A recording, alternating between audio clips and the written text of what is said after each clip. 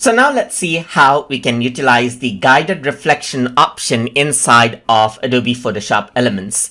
So over here you can see that I have an image, and in order to apply the guided reflection, you can go around onto the guided tab right here. So once you go around onto the guided tab, here under fun edits, you'll be able to see the reflection option right here. So you can go around and click on add a reflection right here. And once you do that, you can go around and click on add reflection. And over here, you can see a reflection for the image is instantly added. You can go around and use the eyedropper tool and choose a background color for the reflection over here as well. So you can go around over here and take out different background colors right here, just like this, and then fill up the background color according to how you like as well. So once you select it out, you can go around and choose, let's say, for example, floor right over here as well. So you can see that these type of reflections are added in. You can go around and choose water over here as well, and water effect is added in, and you can choose around the amount over here as well. So if I were to go around onto floor, then you can see that it becomes like a floor right here. Click on glass, then what happens is that you get this glass effect right here, just like this.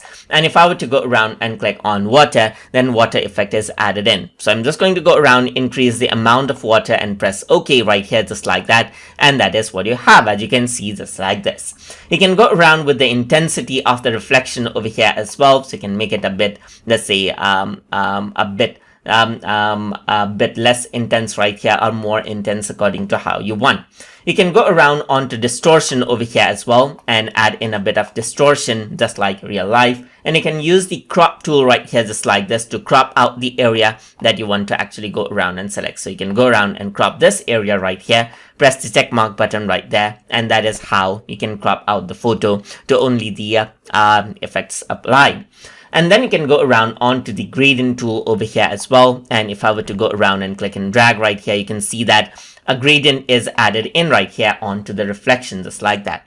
Let me just go around and press undo right here, just like this. So if I were to go around and click and drag from this area right here, you can see that a gradient is added onto the reflection, just like that.